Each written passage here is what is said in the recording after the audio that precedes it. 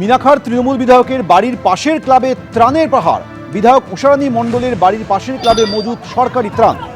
Club ঘরে থরে থরে সাজানো রয়েছে ত্রিপল, শাড়ি, কম্বল সহ অন্যান্য ত্রাণ সামগ্রী। মিনাখার ব্রাহ্মণ চকে বিধায়কের বাড়িতে বিক্ষোভ দেখায় এলাকাবাসী। বিপুল ত্রাণ সামগ্রী বাজেয়াপ্ত করে হারোয়া থানার পুলিশ।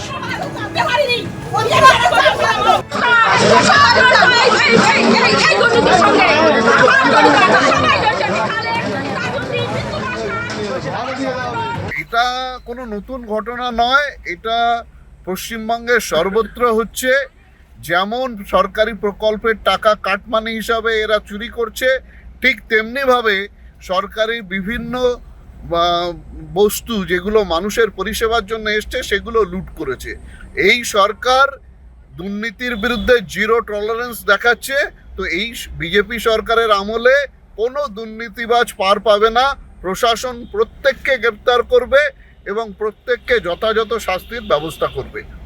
পুরসভা, বিধানসভা, কর্পোরেশন, জেলা পরিষদের পর এবার সংসদেও ভাঙতে চলেছে তৃণমূল। সূত্রের খবর, লোকসভার 28 জন সাংসদের মধ্যে 24 জনেরই মন এখন উড়ু উড়ু। তার মধ্যে অন্তত 20 জন বিপ্লবের জন্য একেবারে প্রস্তুত। শুধুমাত্র 4 জন মমতা বন্দ্যোপাধ্যায়ের শিবিরে থেকে যেতে পারেন বলে সূত্রের খবর। রাজ্যসভায় তৃণমূলের 13 জন সাংসদের মধ্যে বিদ্রোহীদের তালিকায় রয়েছেন 9 জন। ঈশ্বরের নামে শপথ করিতেছি,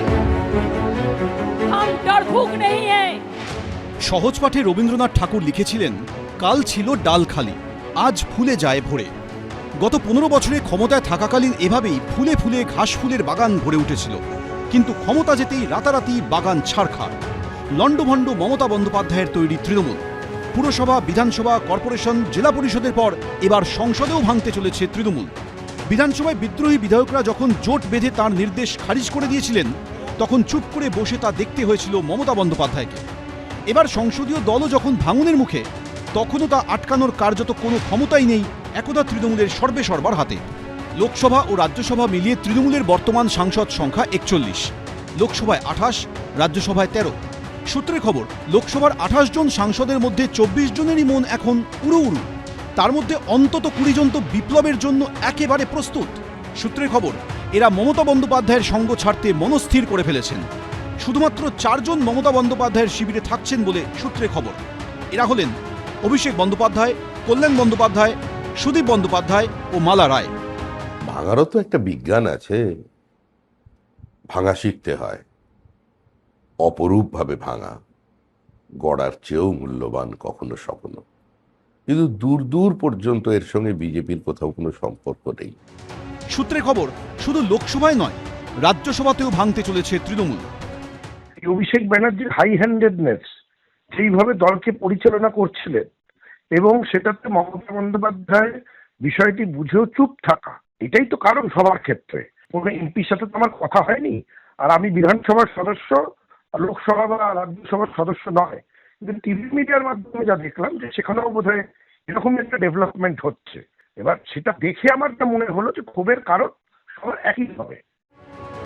সূত্রের খবর, রাজ্যসভায় তৃণমূলের 13 জন সাংসদের মধ্যে বিদ্রোহীদের তালিকায় রয়েছেন 9 জন। যে 4 জন মমতা বন্দ্যোপাধ্যায়ের পাশে থাকছেন বলে জানা যাচ্ছে তারা হলেন ডেরেক ওব্রায়েন, দোলা সেন, সাগরিকা ঘোষ এবং মেনকা গুরুস্বামী। যারা এই মুহূর্তে সাংসদ, তারাও এই রাজনৈতিক দলটিতে থাকার ব্যাপারে খুব বেশি কিন্তু যে মোটিভেশন সেইটা দেখাচ্ছেন না। তাদের মধ্যে কয়েকজন অবশ্যই থেকে যাচ্ছেন মমতা বন্দ্যোপাধ্যায়ের সঙ্গে। আগের সরকারের যে দুর্নীতি বা দুর্বৃত্তায়ন, তার সঙ্গে তারা আর সেভাবে যুক্তও থাকতে চাইছেন না, এবং যদি আগে যুক্ত থেকে থাকেন সেক্ষেত্রে নতুন দলে যাওয়া বা অন্য কোনো দল করে একটা আপোষের মাধ্যমে সেই ঝামেলা এড়িয়ে থাকার চেষ্টা করছেন। শনিবার দিল্লি গেছেন অভিষেক বন্দ্যোপাধ্যায়, কিন্তু রাজনৈতিক মহলের ধারণা তাঁর প্রতি তৃণমূলের সাংসদ বিধায়কদের একটা বড় অংশের যে বিশাল ক্ষোভ, তাতে তাঁর পক্ষে দিল্লি গিয়েও ভাঙন ঠেকানো কার্যত অসম্ভব। যে বিগত কয়েক বছরে যে বৈভব, যে অস্বচ্ছতা, যে দুর্বৃত্তায়ন ঘটেছিল, তাতে আমার কোনো সহমত ছিল না, এবং বিগত 5-7 বছরের এই বৈভব, এতে আমি অভ্যস্ত নই। সব মিলিয়ে এখন যা পরিস্থিতি, তাতে তৃণমূলের সংসদীয় দলে ভাঙন নিছকই সময়ের অপেক্ষা। প্রশ্ন একটাই, তা কবে হবে? সোমবার দিল্লিতে ইন্ডি জোটের বৈঠকে উপস্থিত থাকার কথা মমতা বন্দ্যোপাধ্যায়ের। সেদিনই কি বিদ্রোহী সাংসদরা আনুষ্ঠানিকভাবে বিদ্রোহের ঘোষণা করে তাকে রাজনৈতিকভাবে আরও নিঃসঙ্গ করে দেওয়ার কৌশল নেবেন? প্রশ্ন রাজনৈতিক মহলে। বিজেন্দ্র সিংহ, এবিপি আনন্দ। তৃণমূলে কি বিদ্রোহী বিধায়কের সংখ্যা আরও বাড়বে? জল্পনা উস্কে দিলেন বাগদানের বিদ্রোহী বিধায়ক অরুণাভ হোসেন। বললেন, সোমবার তথাকথিত আরও বড় মাছও জয়েন করবে। তৃণমূল থেকে বহিষ্কৃত বিধায়ক সন্দীপন সাহার দাবি, তাদের পক্ষে সংখ্যাটা রোজ বাড়ছে।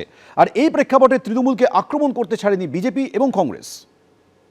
অনেক আগে আমরা বলেছিলাম যে পশ্চিমবঙ্গে যেদিনকার ক্ষমতা থাকবে না, তৃণমূল পার্টি ভেঙে চুরমার হয়ে যাবে 24 ঘন্টার মধ্যে। মমতা বন্দ্যোপাধ্যায় যখন কংগ্রেস ভেঙে বেরিয়ে এসে নিজের দল তৈরি করেছিলেন এবং নাম রেখেছিলেন তৃণমূল কংগ্রেস, তখন তার নেপথ্যে মূল কারণ ছিল যে তিনি মনে করতেন নিচুতলার অর্থাৎ তৃণমূল স্তরের মানুষের ও কংগ্রেস কর্মী সমর্থকদের প্রকৃত প্রতিনিধি তিনি তাদের কথা বোঝেন, তাদের কথা বলেন। কিন্তু এখন নিচুতলা, মাঝতলা, উঁচুতলা সর্বস্তর থেকেই কার্যত বিচ্ছিন্ন হয়ে গিয়েছেন তিনি। একদা জননেত্রী, আজ জনবিচ্ছিন্ন। ক্ষমতায় থাকাকালীন তিনি ও তাঁর সেনাপতিরা যে কায়দায় কংগ্রেস সিপিএম ভাঙিয়েছিলেন, আজ তাঁর তৃণমূলও ভাঙছে, তবে ভিতর থেকে ভিন্ন কৌশলে। আর তাকে চুপ করে বসে দেখতে হচ্ছে। মতাদর্শবিহীন, লক্ষ্যভ্রষ্টহীন একটা জনগোষ্ঠী যদি নিজেকে রাজনৈতিক দল বলে পরিচয় দেয়, তো তারা তো এভাবে ভেঙে যায়। বিধানসভায় ইতিমধ্যেই মমতাপন্থীরা সংখ্যার নিরিখে দুর্বল। ঋতব্রত বন্দ্যোপাধ্যায়রা বলছেন তারাই আসল তৃণমূল। 58 জন বিধায়ক ইতিমধ্যেই তাঁদের দিকে। সংখ্যাটা আরও বাড়তে পারে বলে স্পষ্ট ইঙ্গিত দিচ্ছেন বিদ্রোহীরা। শনিবার নবান্নে মুখ্যমন্ত্রী শুভেন্দু অধিকারীর সঙ্গে রেলমন্ত্রীর বৈঠকে উপস্থিত ছিলেন হাওড়ার বাগনানের বিদ্রোহী তৃণমূল বিধায়ক অরুণাভ হোসেন। বৈঠকের পরই তাঁর গলায় শোনা যায় ইঙ্গিতপূর্ণ মন্তব্য। আমার সঙ্গে এইমাত্র ঋতদার কথা হলো, এই ধরনের সংক্রমণ ব্যাপারে একটু ব্যস্ত হচ্ছে থাকবেন। আপনারা আগামী দিন দেখবেন আরও বেশ কিছু মানুষ আমাদের সঙ্গে আগামী সোমবার দিন যোগ হবে। অনেক হচ্ছে তথাকথিত হচ্ছে বড় মাছ অনেক জয়েন দেখতে থাকুন। গতকাল একটি মিটিং হয় কালীঘাটে মমতা ব্যানার্জির বাড়িতে। 31 তারিখও একটি মিটিং হয়। 31 তারিখের মিটিংয়ে 20 জন এমএলএ পৌঁছেছিলেন, আর গতকাল সেই নাম্বারটা নেমে 8-এ দাঁড়িয়েছে। তো এটা থেকেই তো পরিষ্কার হয়ে যাচ্ছে সংখ্যাটা কোন দিকে কমছে। দেখুন, আরো এমএলএরা আমাদের সাথে যোগাযোগ করছে। যোগাযোগ করার সংখ্যা 58 জন সই করেছেন এবং আরো এমএলএরা আমাদের যোগাযোগ করছেন এবং সেই সংখ্যাটা রোজই বাড়ছে। একুল ভেঙে অকুল তুমি গড়ো, যার একুল অকুল দুকুল গেল তার লাগি কি করো। এই গানের মতোই মমতা বন্দ্যোপাধ্যায়ের রাজনীতিরও এখন দুকুলই ভাঙছে, প্রতিদিন ভাঙছে, প্রতি মুহূর্তে ভাঙছে।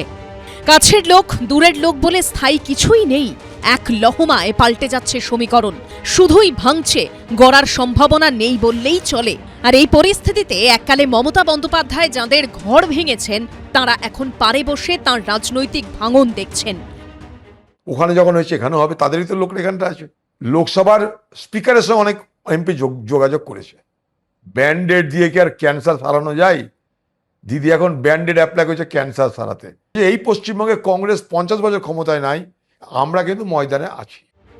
এসবের মধ্যেই সোশ্যাল মিডিয়ায় ইঙ্গিতপূর্ণ পোস্ট করে তৃণমূলের বিধায়ক কুণাল ঘোষ লিখেছেন, ভোটের 1 মাসের মধ্যে যারা রহস্যজনক ব্যক্তিগত স্বার্থে প্রতিপক্ষের পৃষ্ঠপোষকতায় মমতাদির সঙ্গে বিশ্বাসঘাতকতা করে, আমি তা সমর্থন করি না। আমি মমতাদির সঙ্গেই আছি। এটা খুব ঠান্ডা মাথায় অন্য একটি শক্তি অর্গানাইজ করে দিচ্ছে। যারা ওদের সঙ্গে যাচ্ছেনও তারাও যোগাযোগ করে অনেকেই গল্পটা বলে দিচ্ছেন। তারা জিতেছেন দলের প্রতীকে, তারা জিতেছেন মমতা বন্দ্যোপাধ্যায়ের ছবি ব্যবহার করে। যদি ক্ষমতা থাকে, নিজের এলাকায় একটি করে কর্মী সভায় ডাকুন, মানুষের মতামত নিন।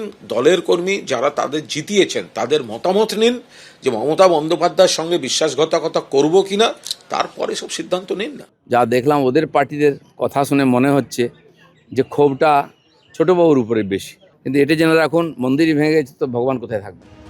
পরাজয়ের পর এখন ভাঙনগ্রস্ত তৃণমূল। শিবাশিস মৌলিক, রাজীব চৌধুরী ও সমীরণ পালের report, ABP Ananda.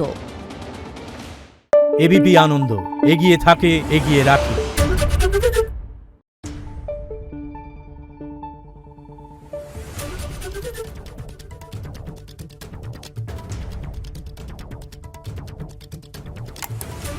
Thank you.